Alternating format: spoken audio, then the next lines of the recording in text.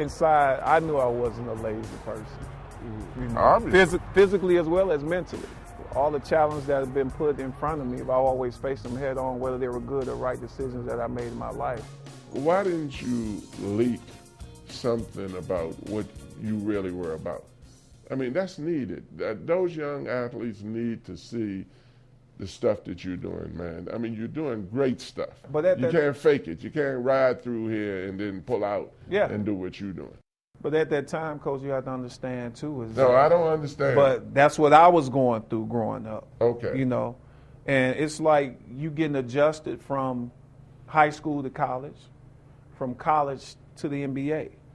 So a lot of the stuff, myself personally, you know, I was going through, I had those thoughts and ideas of what I wanted to do. But, you know, summertime, it's hot outside. I'm hanging out, having fun with my friends, you know. I'm thinking about it, but it's not of importance to me at that certain time. Okay. It really started getting important to me when I had about maybe 4 years left to go on my contract and in Philadelphia. When I started coming home and spending more time at home, it was just a process for me. But at the time that what you're talking about, I didn't reveal it because, you know, I was going through the same stuff I look and see kids going through right now. I say, you know what? That's Derek Coleman right there.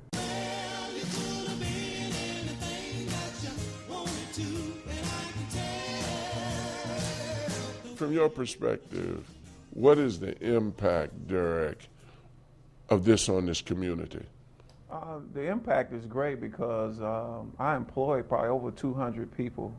And for me, the thrill, the joy that I get out of it is being able to see people come to work, which is in this community, 2-3 blocks that they can walk, and they're employed here, they can shop, they can pay their bills, they can get something to eat. I mean, we didn't even have a barbershop in our neighborhood, in our community. We were still going in the basement, getting our haircuts. So when I built this barbershop with a barber lounge, I employed all the guys from the neighborhood, from the community, to get them involved in what's going on. Let me ask you this. Yes, sir. What's your biggest disappointment in your life? My biggest disappointment? Some of the times I thought I should have made the All-Star team and I didn't. You know, that was the biggest. Not winning the NBA championship, you know, that's the biggest disappointment. But as far as reality and what's real, starting on this project 8-10 years ago, you know, that's my biggest disappointment, because if I did, I would have had the whole block done on both sides of the street. So I would say that was my biggest disappointment. What's your biggest success? What you sitting here, what we're doing now. This is my success right here.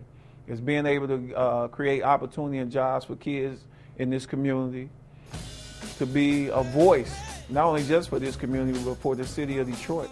Speaking of barbering, man, tighten it up a little bit. Man, I'm afraid you still got your waves booming though, Coach. You know what I'm saying? My head used to look like this, you know. I got stressed out in the NBA. Strictly for the camera, I like that. Yes, exactly right. You see Derek Coleman and his career numbers, and he talked about the All-Star teams that he did not make. He was an All-Star once in 1994. No, Ernie, I grew up in Detroit. I know you know the area, man. Yeah, I really would like to talk about it, because growing up, I wanted to be Derek Coleman. Jalen wanted to be Steve Smith. We followed them around. I watched Derek Coleman play my whole life. I've seen him in Detroit recently in the last few years. And this piece isn't just talk. First of all, Dave being from there, we need you to save our city. And Charles and I were talking about that earlier, but Derek has been someone, Terrence Wheeler, those guys in Detroit that have always given back to the community. And he's like a big brother, so he'll come and say, Ernie, man, you need to, come do some of this business with me. We need to turn it around. So he said his biggest accomplishment was building that mall. I don't think that's true. I think it is kind of setting an example for other guys in Detroit to say, you know what, we need to invest in our own city, because we in Detroit, we're really hurting. You talk about giving back to a community. This gives a whole new meaning to that. I mean, this is a guy who has taken with like $6 million at last count of his own money to do this and rebuild the community where he grew up. Well, it's pretty cool. And I want to piggyback what Chris said. Mr. Bing, I apologize. I forgot to call you back. That's going to be cool. I would love to. And we got to go to Detroit. Me and Chris was talking. We're going to Detroit and do some fundraisers for Dave Bing. Yes, sir. Detroit needs it. And Derek Coleman, I remember the first time I saw Derek Coleman, it was like doing the NCAA tournament at Syracuse. I was like, wow, that's pretty impressive right there. And when he got to the NBA, I was like, damn. And like you say, Houston, we have a problem? I'm like, we got a problem in the NBA. We got a 6'10" jump shooter, left-handed, who got great handle, can shoot threes, can post up, dunk the ball with either hand. And clearly he never reached his potential. But that guy was scary. But I got to give him that's just really cool what he's doing in his community today. But, John Thompson, I think, asked the question that anybody out there watching wanted asked. Is it, you had the reputation as a lazy player and not putting the work in that was necessary. Well, it's funny because you think if he had reached his potential as a player, he might not have reached his potential as a person, because he would have been thought of as one of the great players if he reached his potential, because he had all of those skills that Charles has said. But now he's going to be far known more for what he's doing today, and he's going to far reach his potential as a citizen and go above and beyond. So he didn't make those also. Every year he makes the All-Star team now that he never made. Yeah, but I don't think that's fair, because Magic Johnson to me is the epitome of the great basketball player who went back and doing this great stuff in his community. So it has nothing to do with, first of all, we all should do things in our own community. But I know he regrets not reaching his potential as a player. Because, Ernie, I'm going to tell you something. The first time I played against that guy, I was like, this is a handful. This is, I always say when I said it, that boy is a man. Yeah. But, I don't know if he really liked to play basketball. And we always say the same thing about Rasheed Wallace.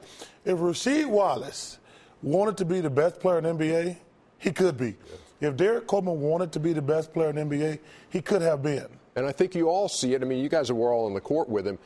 The player that you saw, and you had your doubts on whether he was really into it, the guy you see in this piece, there is no question that this is a passion with him, and he's pursuing it with everything he's no fake. No, it's definitely no fake. But it's just great for, because people hear horror stories about the city of Detroit. And that's just a really, like, he understands life.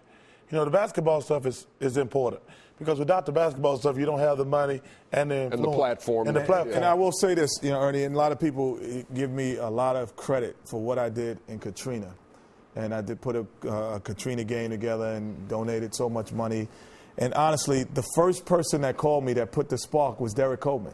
He said he was going to take a truck down. He said, Kenny, you want to come down? I'm going to put a truck together and go down to Houston. And then he said, well, we should do something. And then I came up with the spark to put a game together, because Derek Coleman called me. Yeah, and I think people need to realize, too, I think, first, he and Kevin Johnson have had the biggest impact in my philanthropy work. Kevin Johnson stays the mayor of Sacramento, stays in Oak Park, Sacramento. That's not something you do with it, And with Derek, the thing is, we're really losing so much money. These are really investments. I mean, at the end of the day, we're saying he's putting his money up. But if no one comes and supports him, if no one does anything, maybe like some people have done businesses before, his efforts will be in vain. So I really hope that people get out there and see that we have these outlets in our community, because if we don't support him and the businesses that he's making, the people that he's hiring, that'll be a tough situation as well. Another great job by John Thompson, by the producer Bert Bondi. Great footage that was used in that piece, and above all, to D.C., Derek Coleman. Nice job. That's great job. Outstanding. And Still to come on Shout Inside. out to Terrence Wheeler, who helps with one of his. Definitely, T. Will. Yeah, no question. And D.C. mom, your mom made you like that. You're not that good. Your mom used to whip you. Well, his mom's a sweet lady. Yeah, she is. We've got highlights coming up. Spurs and Magic going at it in Orlando. Keep it here. Give me that.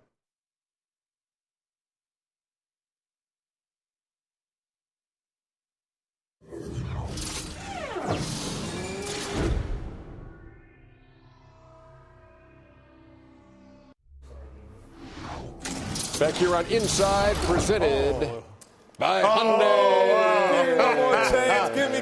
That's how I look right now, too. I got to work out. I swear I look like that right now. Break it down, Will. Give me one more Go, Will. Go, Will. You enjoyed that way too much. Dwight Howard back in the Orlando lineup tonight at home after a 4-1 trip for the Magic, and working the offensive glass for a couple. Magic fell behind 9-3 early, then put together a 12-0 run.